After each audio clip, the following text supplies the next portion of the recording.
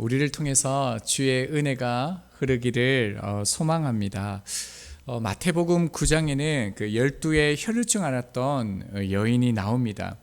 당시 그 유출병은 전염병이라고 여겨져서 만지거나 닿으면 부정하다고 이제 사람들이 생각해서 격리를 당하게 되어집니다. 그런데 그 여자가 수많은 사람 앞에 나와서 예수님께 손을 대어주죠. 저희는 이 여인의 행동을 보면서 참 믿음의 행동이다라고 생각합니다. 그런데 이 장면을 조금만 생각해 보면요, 이 여인은 이기적입니다. 자기만 생각한 거 아닐까요? 많은 사람들이 모여서 예배를 드리고 있는데 만약 한 여인이 뛰쳐 들어오면서 소리를 고래고래 지으면서 자기 병을 고쳐주지 않으면 나가지 않겠다라고 만약 예배 가운데 이런 일이 일어난다라면 어떻게 반응하시겠습니까? 그리고 그날이 중요한 날입니다. 사랑하는 가족들, 사랑하는 친구들을 모시고 왔는데 하필 이런 때에 그런 일이 일어나면 어떻게 반응하시겠습니까? 예수님께서 그 여인의 반응에 이렇게 말씀하셨습니다. 마태복음 9장 22절입니다. 예수께서 돌이켜 그를 보시며 이르시되 딸아 안심하라 내 믿음이 너를 구원하였다 하시니 여자가 그 즉시 구원을 받으리라. 주님은 우리의 생각과 반응과 전혀 달랐습니다. 그 여인을 향하여 내 딸아라고 말씀하시면서 안심하라라고 얘기했습니다. 이 안심하라는 말씀 속에는 그 여인이 어떻게 살았는지, 어떤 마음으로 나왔는지, 주님은 그가 홀로 된 삶, 그 누구도 함께 해주지 않는 삶을 아셨다라는 것입니다. 이 장면을 보면서 실제로요, 이 여인을 주님께로 데리고 간 사람이 아무도 없습니다. 이 여인을 차별했고요, 미워했고요, 부담스러워 가까이 하지 않았습니다. 그는 참 외롭고 쓸쓸한 사람이었고 누군가가 꼭 필요한 사람이었는데 정작 아무도 없었습니다. 루키 말씀을 준비하면서 이 여인의 장면을 주셨는데요. 이것은 이 여인에 대한 이 여인이 가진 믿음이 아니라 누군가가 이런 편견과 또 위험과 어려움을 감수하고 하서라도 이 여인을 주님께로 이끄는 그런 사람을 주님께서 찾고 계신다라는 그런 마음을 주셨습니다. 오늘 본문에도 마찬가지입니다. 이러한 사람이 나옵니다. 근데 그는요, 실패했고요, 상처가 여전히 있습니다.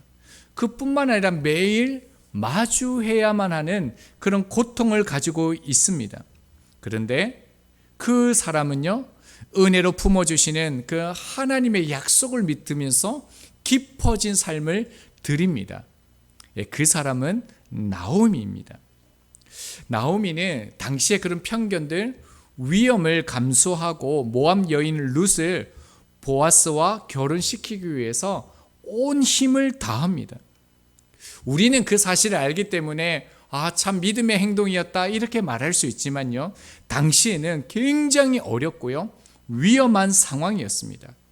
그러나 그 결과는 무엇입니까? 룻이요, 보아스와 결혼하는 말도 안 되는 사건이, 기적이 펼쳐지게 되어집니다. 여기서 중요한 것을 하나 발견하게 되어집니다. 예수님은 유다의 후손으로 태어나셔야만 했습니다. 보아스는요, 야곱의 12아들 가운데 넷째 아들 유다의 자손으로 태어났습니다. 자요, 수많은 사람들 중에 또 유다의 후손 가운데 모압 여인이, 그것도 유대 땅에 와서 한 남자를 만났는데 그 사람이 보아스입니다. 그리고 결혼을 합니다.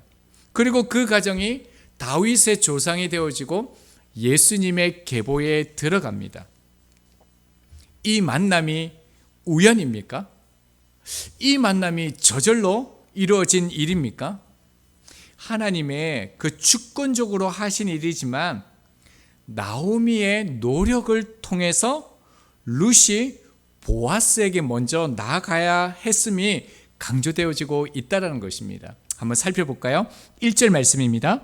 룻의 시어머니 나오미가 그에게 이르되 내 딸아 내가 너를 위하여 안식할 곳을 구하여 너를 복되게 하여야 하지 않겠느냐. 2장 마지막에 혹시 기억나십니까? 이제 7주 동안 아무 일도 일어나지 않았습니다. 그러나 나오미에게는요, 성장과 성숙의 변화가 지금 일어나기 시작했습니다. 어떻게 알 수 있을까요? 2절을 보면요, 룻을 향해서 뭐라고 불렀습니까? 모압 여인이라고 불렀습니다. 그런데 오늘 본문에서는 뭐라고 부릅니까? 룻의 시어머니라고 부르고 있습니다. 이방 여인이 아니라 이스라엘 여인으로 지금 받아들이고 있습니다. 그뿐만 아니라 어떤 변화가 일어납니까? 내 딸아라고 이렇게 부르고 있습니다. 이 의미가 무엇입니까? 너와 내가 이제는 남남이 아니다. 하나다. 하나의 관계다라는 것입니다. 지금 나오미는요, 남편과 아들 자식을 다 잃고 소망이 없는 삶입니다. 그의 삶에 전혀 변화가 일어나지 않습니다.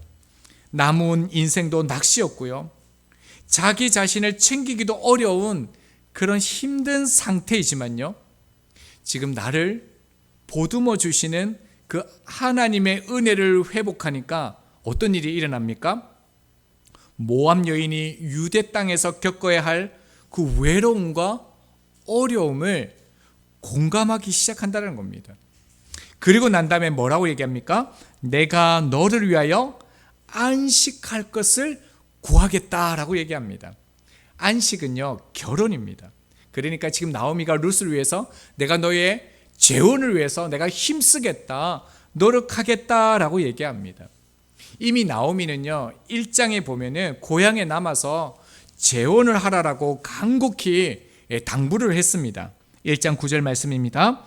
여호와께서 너희에게 허락하사 각기 남편의 집에서 위로를 받게 하시기를 원하노라. 남편의 집에서 위로를 받으라 라고 얘기했습니다.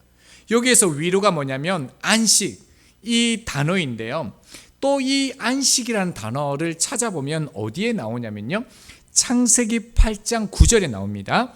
온 지면에 물이 있으므로 비둘기가 발 붙일 곳을 찾지 못하고. 이 말씀에서 안식이라는 단어를 찾을 수 있겠습니까? 자, 한 번 더 읽어드리겠습니다. 온 지면에 물이 있으므로 비둘기가 발 붙일 곳을 찾지 못하고. 예, 맞습니다. 예, 발 붙일 곳, 마노아흐라는 단어입니다. 이게 뭐냐면 거처가 없이 그런 방황하는 상태를 의미합니다.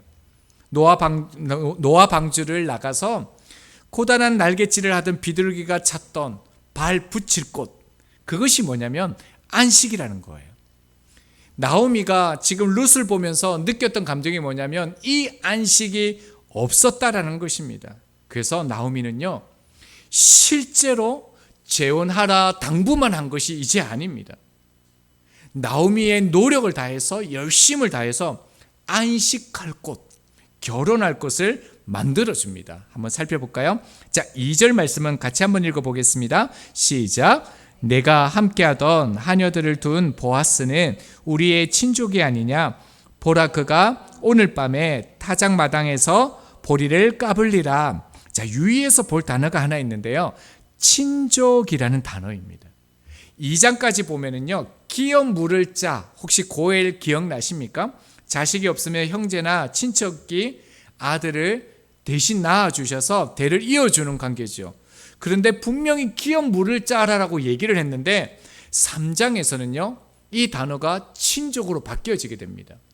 기업 물을 자와 친족은 전혀 다릅니다. 나오미가 죽은 남편의 후사를 잇는 것은 지극히 성경적인 일이라는 겁니다. 그것은 가정에 필요한 일입니다. 그런데 지금 기업 물을 자리에서 친족으로 바뀌었다라는 의미는 뭐냐면요, 지금 나오미가 룻을 재혼시키려고 하는데 그것은 죽은 남편을 위해서 하는 것이 아니다라는 거예요. 가문을 위해서 룻 너 결혼해줘야겠다, 이게 아니라는 거예요. 지금 나오미는 정말로요, 룻의 행복을 위해서 결혼시켜 주려고 노력하고 있다라는 것입니다. 근데 한번 보십시오. 나오미의 입장에서는 이게 얼마나 어려운 일입니까? 지금 나오미가 나이도 많고요. 살아갈 게 너무너무 힘듭니다. 그뿐만 아니죠. 이방 여인 룻을 그 당시 가장 영향력 있는 부자였던 보아스에게 결혼시키려고 하는 것은 굉장한 위험한 일이었습니다. 두려운 일이었습니다. 그럼에도 불구하고 나오미는요, 나를 위해서도 아닙니다. 너와 나를 위해서도 아닙니다. 성경은 뭐라고 얘기합니까? 너를 위해서. 전적으로 상대방을 위해서만 안식, 결혼을 지금 시켜주려고 하고 있다는 겁니다. 이 모습이 무엇입니까? 영성이라는 거예요. 영성이라는 것은 말씀 보고 우리가 예배 드릴 때 찬양할 때 손을 들고 기도하고 이런 것도 포함되어지겠죠. 그러나 주님께서 말씀하시는 그 영성은요, 다른 사람을 생각하는 마음이에요. 이타적인 마음입니다. 나오미가 정말 어려운 상태, 그 고통 가운데 있지만 하나님을 바르게 바라보니까 영성이 생긴 것입니다. 우리 교회가 이런 공동체, 이런 성도가 되기를 소망합니다. 그런데 만만치가 않습니다. 오늘 오전에도 목사님 말씀해 주셨지만 세리나 창기나 그 어떤 사람이라도 품는 교회가 되기를 저희들이 소망합니다. 그런데 이 말 속에는 무엇이 포함되어져 있습니까? 이제는 나의 신앙생활만을 위해서 신앙생활하지 않겠다라는 겁니다. 그뿐만 아니라 이 말에는요, 많은 숫자가 모이기를 포기한다는 말도 포함되어진다는 겁니다. 누군가 어떤 사람이 우리 교회에 오더라도 그 사람을 위해서 신앙생활 하겠다라는 의미이기 때문입니다. 하실 수 있겠습니까? 그런데 이런 신앙생활을 꼭 해야 됩니다. 주님이 이런 사람을 찾을 뿐만 아니라 이렇게 말씀하셨습니다. 마태복음 5장 44절 45절입니다. 나는 너희에게 이르노니 너희 원수를 사랑하며 너희를 박해하는 자를 위하여 기도하라. 그 다음 말씀이 참 중요합니다. 이같이 한즉 하늘에 계신 너희 아버지의 아들이 되리니. 상대방을 위해서요, 전적으로 헌신하고 사랑하고 섬긴 사람만이, 이같이 행한 사람만이 하나님의 자녀가 된다라고 말씀했습니다. 나오미가요, 이렇게 룻을 위해서 희생하고 헌신하고 있습니다. 한 번 더 자세하게 살펴볼까요? 2장 하반절에 보면 이렇게 얘기하죠. 2절 하반절입니다. 그가 오늘 밤에 타작마당에서 보리를 까불리라. 당시 그 팔레스타인 보면 타작법이 우리랑 굉장히 비슷합니다. 이게 평지에 보리를 놓고 도리개라고 그러죠. 이렇게 치는 거. 이렇게 치면서 나달을 이렇게 떨어지게 하는데요. 그 나라는 바람이 오후 5시 이후에 불게 되어집니다. 그래서 그 노동자들이 5시에 모여가지고 밤새 이제 타작을 하게 되어집니다. 그 이후에는 도둑이 와서 훔쳐갈 수 있기 때문에 타작을 끝내고 난 다음에 거기에서 이제 잠을 자게 되는 것이 보통입니다. 그런데 뭐라고 얘기하냐면요, 오늘 밤에 이날에 보아스가 타작한다라는 거예요. 자, 질문입니다. 나오미가요, 보아스가 오늘 밤에 온다라는 걸 어떻게 알았을까요? 어떻게 알았죠? 분명히 그 보아스는 기업 물을 이순이기 때문에 나오미랑 안부를 묻는 사이가 아닙니다. 그런데 수많은 날들 중에서 오늘 밤에 보아스가 온다라는 것을 어떻게 알았을까요? 그것은요, 한 가지밖에 없습니다. 룻이요, 그 밭에 먹을 것을 구하러 나갔을 때에 나오미가 그냥 쉬고 있을 줄 알았는데 나오미가요, 따가운 시선을 불구하고요, 발품을 팔았다라는 거예요. 사람들을 만났고요, 종들을 만났다라는 겁니다. 그래서 오늘 밤에 보아스가 온다라는 그 정보를 알아낸다라는 겁니다. 여기에서 우리가 또 하나 보아야 될 게 있습니다. 룻이 앞으로 놀라운 삶의 변화를 가져오는 것은 무조건 하나님의 뜻이 아니었다는 겁니다. 나오미가 룻을 향한 이 관심과 노력이 있었기 때문에 룻에게 놀라운 이 변화, 하나님의 은혜가 찾아왔다는 겁니다. 사랑을 이룰 때 가장 방해되는 것이 무엇인 줄 아세요? 그게 뭐냐면 혼자라는 거예요. 요즘 트렌드가 있습니다. 포스트 모더니즘이라 그래가지고 그 혼자 생활하는 거, 개인주의가 굉장히 팽배합니다. 그래서 혼밥, 혼술, 혼행해가지고 혼자 하는 것이 굉장히 유행처럼 퍼져 있는 시대입니다. 그런데요, 성경은요, 빌립보서 2장 2절, 사도행전 2장 46절, 로마서 12장 16절 계속해서 말하는 게 뭐냐면 마음을 같이 하여라고 얘기합니다. 마음을 같이 하여서 너를 위하여 끊임없이 관심과 애정을 가지라라고 얘기합니다. 신앙생활은 혼자 하는 법을 터득하는 게 아닙니다. 신앙생활은요, 우리가 되는 겁니다. 그리고 우리가요, 함께가 되는 것이 신앙 공동체라는 거예요. 그래서 우리들은 성도들에게 끊임없이 관심을 가져야 됩니다. 나오미처럼 관심을 가지고 우리가 나아가야 된다는 거죠. 우리가 관심을 가지지 않으면 아무 일도 일어나지 않습니다.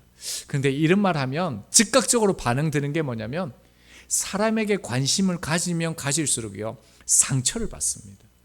사람에게 가까이 나가면 나갈수록 힘든 게 맞습니다. 그래서요, 적당히라는 말을 우리가 너무 좋아합니다. 적당히 교회 생활하고 인간관계도 적당히 해야 된다라고 얘기합니다. 맞습니다. 그런데 어떡하죠? 성경은요, 그 상처까지 고스란히 감내할 것을 말씀합니다. 한번 볼까요? 3절입니다. 그런즉 너는 모욕하고 기름을 바르고 의복을 입고 타작마당에 내려가서 그 사람이 먹고 마시기를 다 하기까지는 그에게 보이지 말고. 나오미가 룻에게요, 모욕하고 기름을 바르고 의복을 입으라 라고 말씀합니다. 어떤 장면이 딱 떠오르세요? 언뜻 보면 결혼할 신부를 준비하는 장면처럼 보입니다. 그런데 의복이라는 이 단어 때문에 의미가 완전히 달라집니다. 이 의복이라는 단어를 또 살펴보면요, 다윗이 밧세바를 간음하고 난 다음에 그 자녀를 주시는데 그 아이가 죽을 병에 걸리게 되어집니다. 다윗이 살려달라고 금식하면서 기도하는데 그 아들이 죽게 되어집니다. 나중에 아이가 죽었다는 소식을 듣고 그 이후의 사건을 성경이 이렇게 말합니다. 사무엘하 12장 20절이요.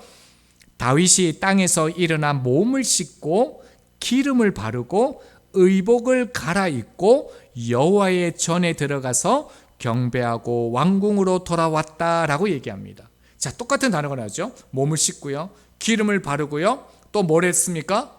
의복을 갈아입었다라고 얘기합니다.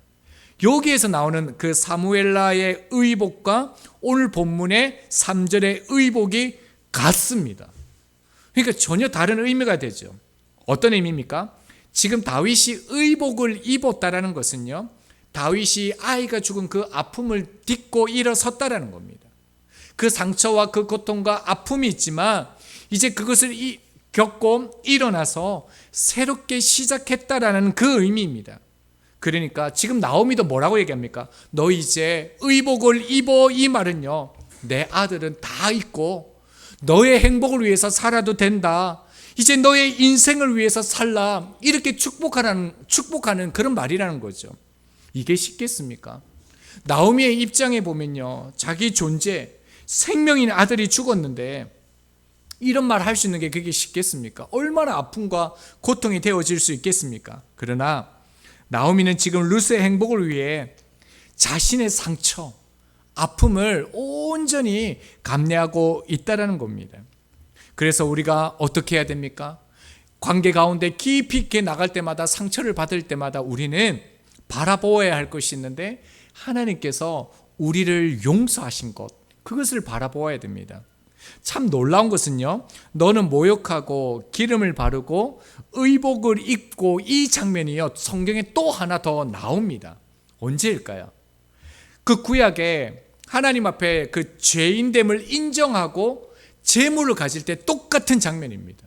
모욕하고 기름을 바르고 의복을 입고 하나님 앞에 나아가거든요.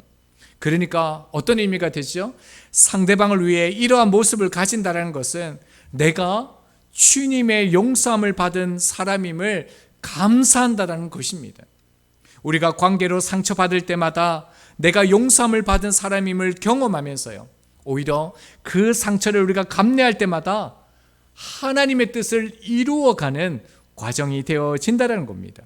자, 그리고 난 다음에 이 나오미가 어떠한 계획을 또 말하는데요, 다소 우리가 이해할 수 없는 상황이 나옵니다. 우리 4절 말씀 같이 볼까요? 같이 읽겠습니다. 시작. 그가 누울 때에 너는 그가 눕는 곳을 알았다가 들어가서 그의 발치 이불을 들고 거기 누우라.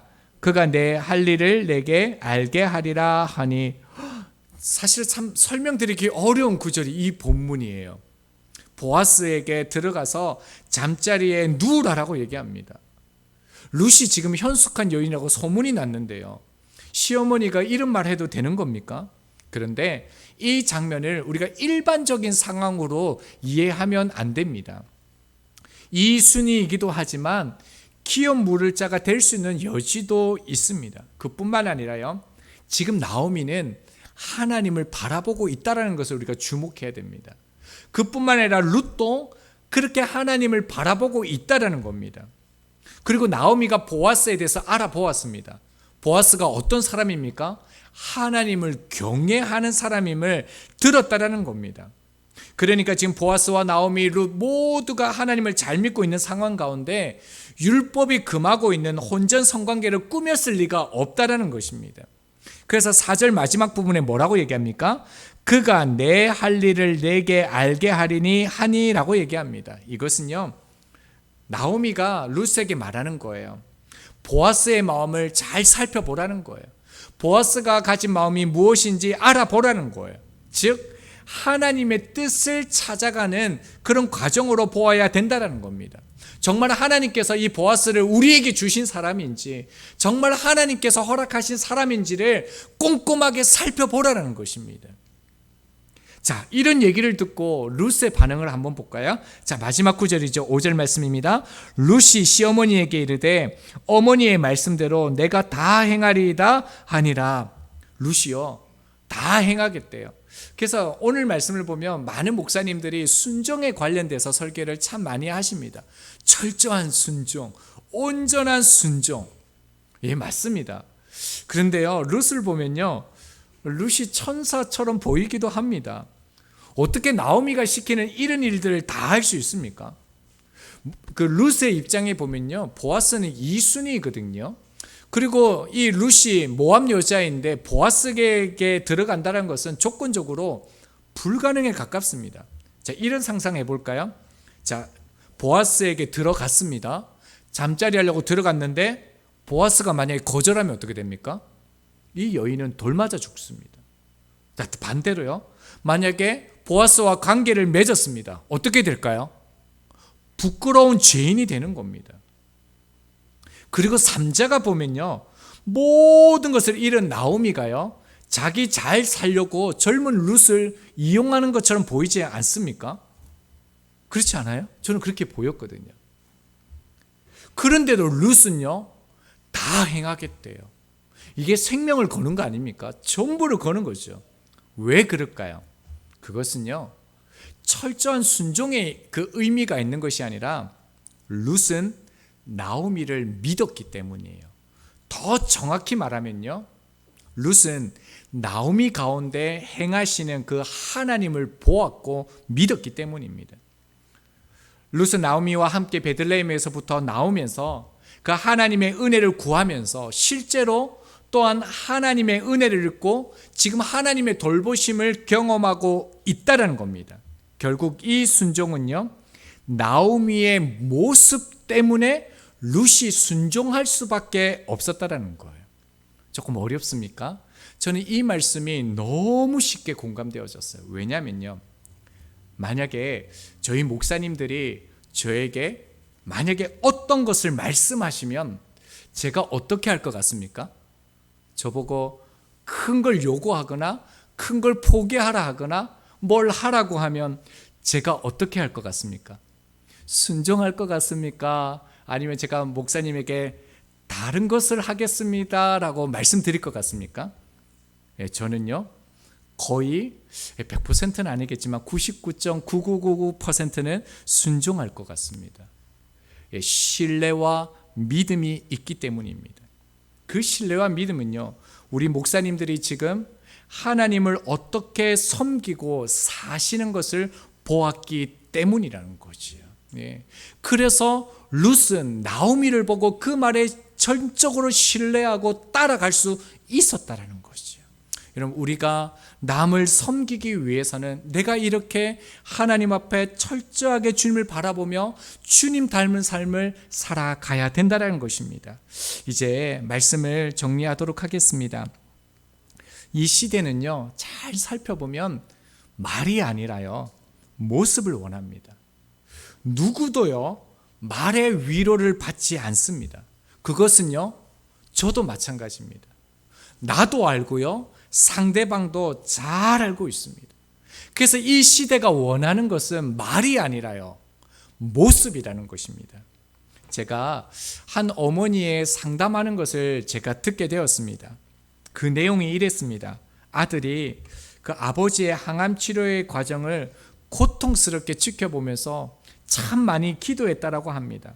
그런데 하나님이 아버지를 죽게 하신 그 충격으로 인해서 하나님을 떠났다라는 그 내용입니다.